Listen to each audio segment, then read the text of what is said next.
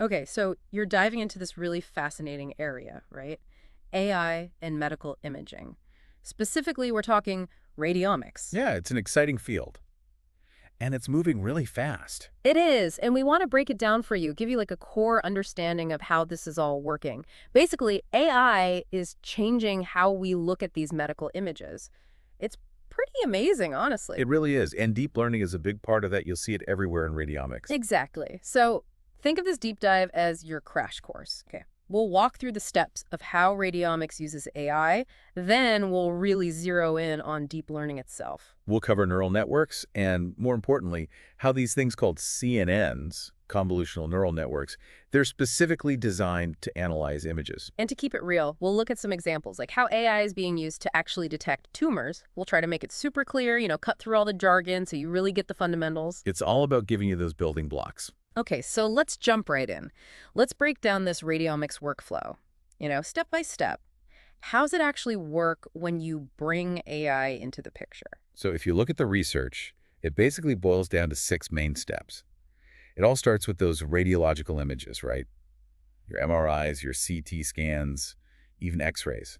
That's your starting point. Okay, so you've got the images. What's next? And you got to figure out where to focus. That's where identifying regions of interest comes in, the ROIs. Traditionally, this was all done manually. Radiologists would spend hours segmenting images, highlighting the areas that needed attention. I can imagine that's incredibly time-consuming. Oh, absolutely. And prone to errors, too. You've got different radiologists potentially interpreting the same image in slightly different ways. Not ideal. No, not at all, especially when you're talking about something as critical as medical diagnoses. Exactly. But here's where AI starts to shine.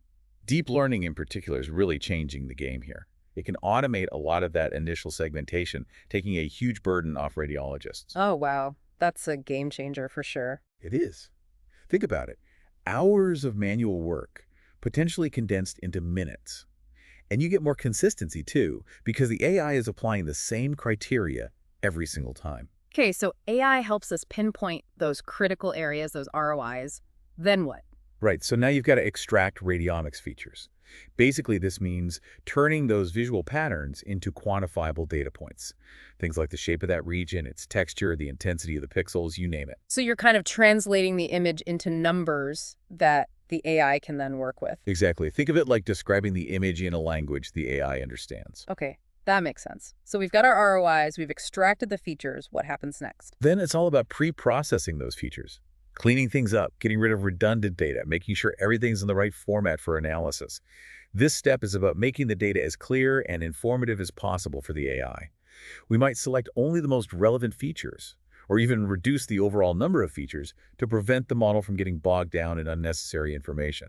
It's about focusing the AI's attention on the most important signals. Exactly. Okay, so now we've got this pre-processed data. Is this where the AI really starts to work its magic? This is where it gets exciting. This is where we develop those AI models specifically for diagnosis prediction. Okay, so we're talking about actually using AI to help us determine if someone has a specific condition or even predict how they might respond to a certain treatment. Right. Think about being able to classify a tumor, for example. Is it benign or malignant? Or predicting how a patient might respond to a particular therapy based on their imaging data.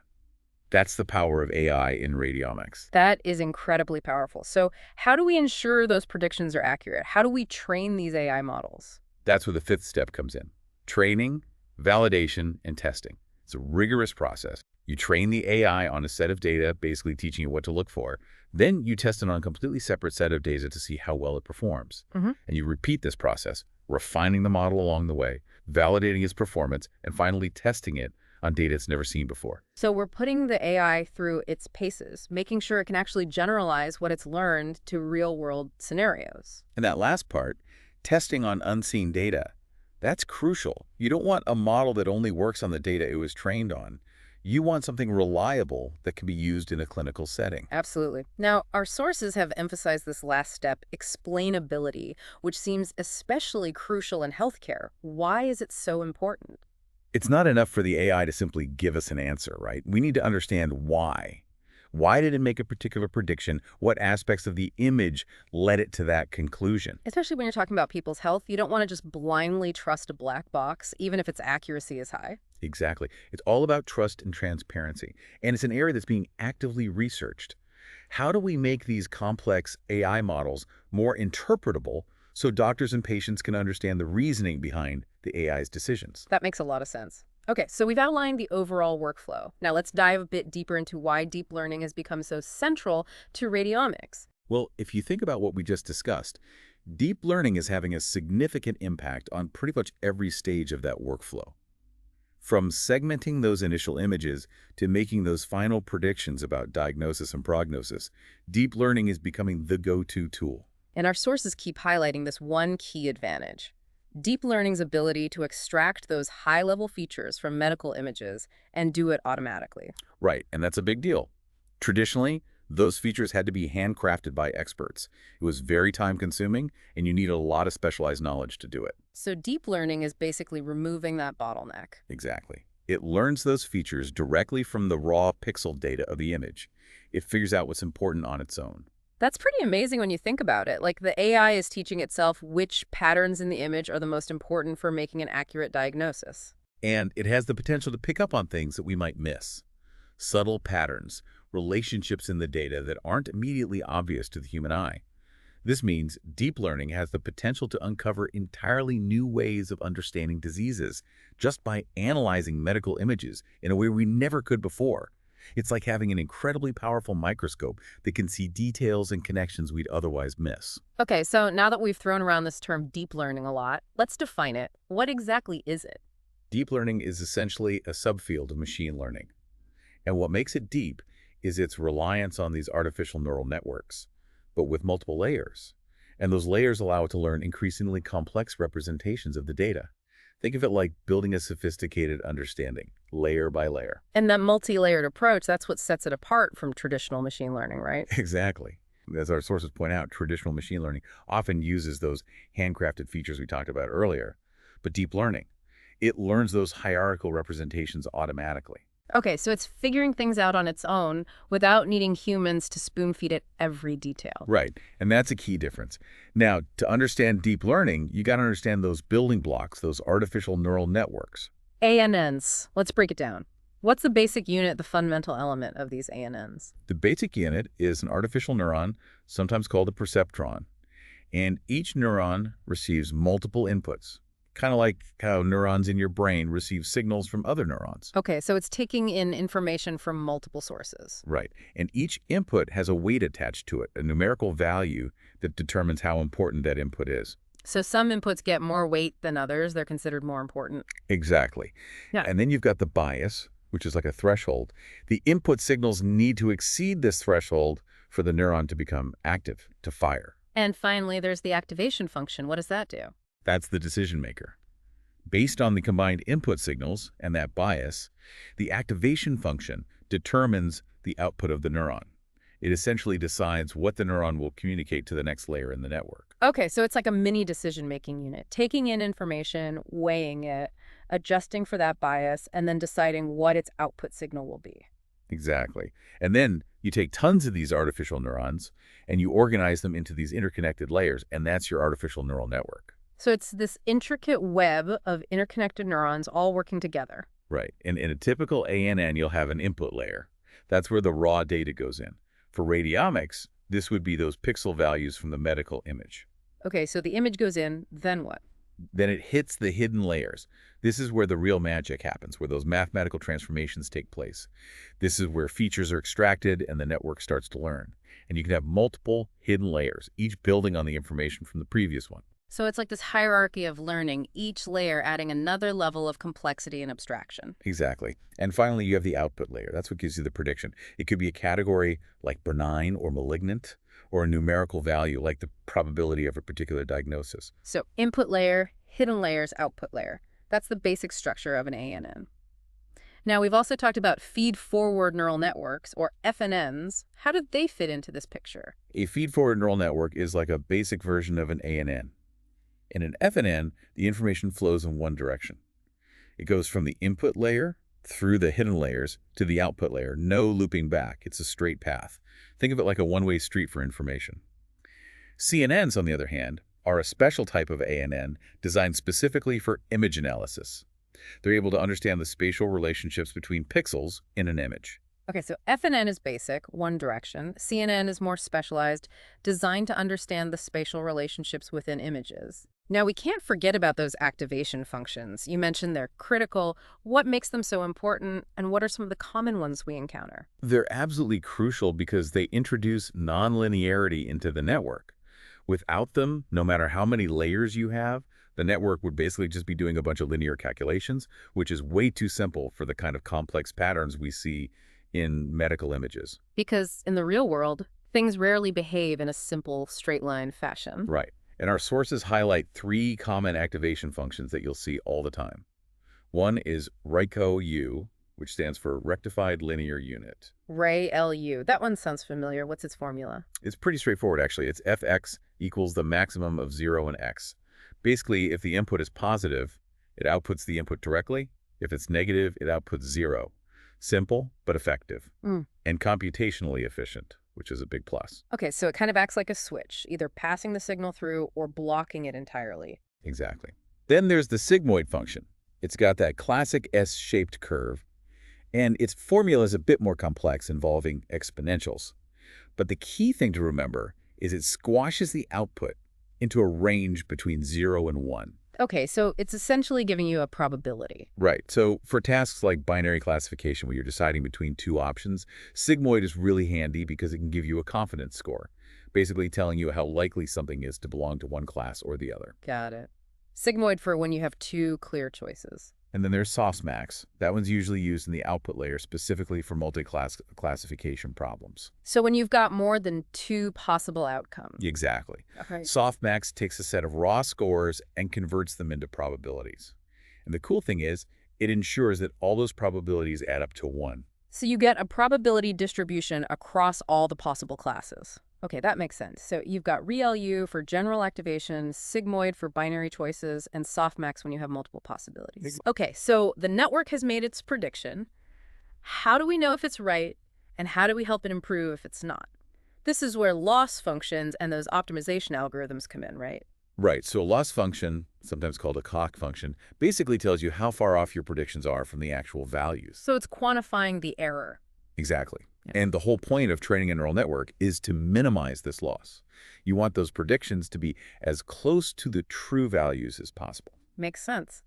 So what are some common loss functions used in radiomics? Well, for regression tasks where you're trying to predict a continuous value, like the size of a tumor, a common choice is mean squared error, or MSE. It basically averages the squared differences between the predicted values and the actual values. For classification tasks where you're assigning things to categories, cross-entropy loss is often used. This one measures how different your predicted probability distribution is from the actual distribution of the classes. Okay, so MSE for continuous values, cross-entropy for categories. So we've got a way to measure how good our predictions are. How do we actually improve the network's performance, make it more accurate? That's where optimization algorithms come in. Think of them as the learning part of machine learning. The most fundamental one is gradient descent. It's a process where you iteratively adjust the network's parameters, those weights and biases we talked about earlier, and you adjust them in a way that reduces the loss function. Okay, so you're kind of nudging the network in the right direction, making small adjustments to improve its predictions. Exactly. It's like finding the best path down a hill. You take small steps, constantly adjusting your direction to make sure you're heading toward the lowest point, and the gradient of the loss function tells you which way to go. It tells you the direction of steepest descent. So how does the network know exactly how much to adjust each weight and bias? That's where backpropagation comes in, right? Right. Backpropagation is a super clever algorithm that calculates how much each weight and bias contributed to the overall error. It essentially propagates the error signal backwards through the network, layer by layer, using the chain rule from calculus. This allows us to figure out how much each parameter needs to be adjusted to improve the overall prediction.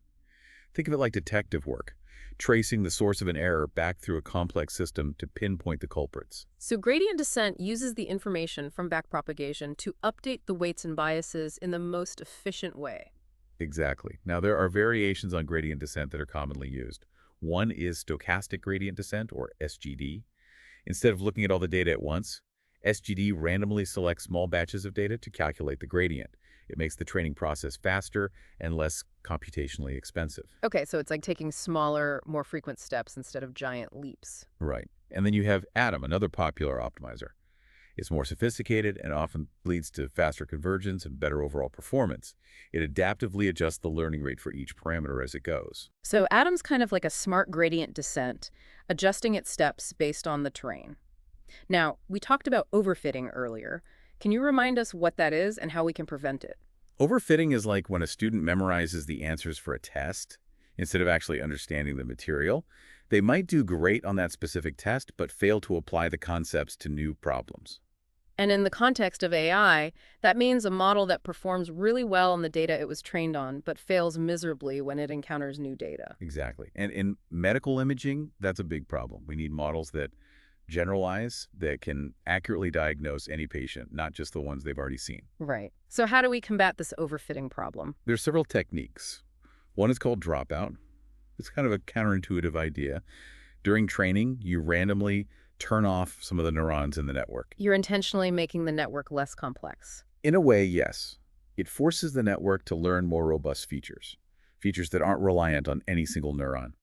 It prevents the network from getting too specialized to the training data. So it's making the network more resilient by forcing it to adapt. Right. Another technique is L2 regularization, also called weight decay. It basically penalizes large weights. This encourages the network to keep the weights small, which tends to lead to simpler models that are less likely to overfit. Okay, so it's like preventing the network from becoming too confident in any one specific feature. Exactly. And finally, there's data augmentation. This one's about artificially increasing the size and diversity of your training data. So you're basically creating more training examples by manipulating the existing ones. Right. You can rotate images, flip them, zoom in or out, and make other adjustments. This helps the network learn to be less sensitive to minor variations in the images and focus on the truly important features. Okay, so we've covered the basics of deep learning and those neural networks. Let's bring it back to radiomics. Why are convolutional neural networks, or CNNs, so good at analyzing medical images? Well, think about medical images. They're not just random collections of pixels. There's spatial structure. There are relationships between those pixels that are important for understanding what's going on. And CNNs are specifically designed to capture that spatial information, right? Exactly. That's their superpower. Traditional machine learning methods often struggle to understand those spatial relationships, but CNNs, they excel at it. That's why they've become so dominant in medical imaging. They're perfectly suited for this type of data. Okay, so let's break down how they actually do it. What are the key components of a CNN? The star of the show is the convolutional layer. This layer applies these filters, called kernels, across the input image. Filters. Like Instagram filters? Kind of, but much more mathematical. These kernels are like little matrices that slide over the image, and they extract features, things like edges, textures, basic shapes. So they're looking for specific patterns in the image. Right. And each kernel is looking for something different. And the output of the convolutional layer is a set of feature maps, and each map highlights where those features are in the image. Think of it like each kernel is a specialized detective trained to spot a particular clue, and they're all scanning the image simultaneously, creating a detailed report of what they find. So the convolutional layer is like the feature detector. What happens next? Then you usually have a pooling layer. It downsamples the feature maps, making them smaller. Why do you need to make them smaller? It helps reduce the computational load, make the network more efficient, and it also makes the features more robust to small changes in the image. The most common types of pooling are max pooling and average pooling. Max pooling takes the maximum value from a small region, while average pooling calculates the average value. It's like summarizing the information from a larger area into a single representative value, retaining the essence while simplifying the data. So convolutional layer finds the features, pooling layer simplifies them. What's next? After that, those simplified features get passed on to the fully connected layers. These are kind of like the decision-making layers. They take all that information from the previous layers and use it to make the final prediction. Okay, so it's all coming together. Convolutional layers extract the features, pooling layers simplify them, and then the fully connected layers make the final call. And let's not forget about those activation functions, like ReLU, which is often used after each convolutional layer to introduce that crucial nonlinearity we talked about. Okay, so this whole CNN architecture is about processing images in a way that captures those spatial relationships between the pixels. And the really cool thing, as our sources mention, is that we can actually visualize what these networks are seeing. Yeah, that's one of the things that makes deep learning so fascinating. We can peek inside and see how the network is understanding the image. How does that work? Well, it turns out that different layers of the CNN learn to detect different levels of features. The early layers pick up on very basic things like edges, corners, and simple textures. As you go deeper into the network, the layers start to recognize more complex patterns, things like shapes and objects. So it's building up its understanding layer by layer. Exactly. For example, if you're looking at brain MRI scans, the early layers might detect simple lines and curves. But deeper layers could start to identify entire anatomical structures like the hippocampus or the ventricles, and even deeper layers might learn to recognize patterns that are indicative of a tumor based on the arrangement of those simpler features. So it's not just detecting simple shapes, it's understanding the relationships between those shapes to identify more complex objects and concepts. It's like the network is building up a visual vocabulary, starting with the basic letters and eventually understanding whole sentences. That's a great analogy. Now, the field of CNNs has come a long way. There have been several landmark architectures that have really pushed the boundaries of what's possible. Our sources highlighted a few of the most influential ones. Yeah, it's amazing to see how this field has evolved. It really is. One of the earliest was LeNet, developed back in 1998. It was a pioneer, showing how effective CNNs could be for tasks like handwritten digit recognition. Then came AlexNet in 2012. That was a major breakthrough, achieving a huge improvement in performance on the ImageNet competition, which is like the Olympics of computer vision. Yeah. AlexNet also introduced some key techniques like ReLU and dropout, which we've already discussed. And these techniques are still widely used today, which is a testament to how impactful AlexNet was. Absolutely. Then came VGGNet in 2014. It's known for its relatively simple architecture, using small 3x3 filters stacked in sequence. Despite its simplicity, it performed remarkably well.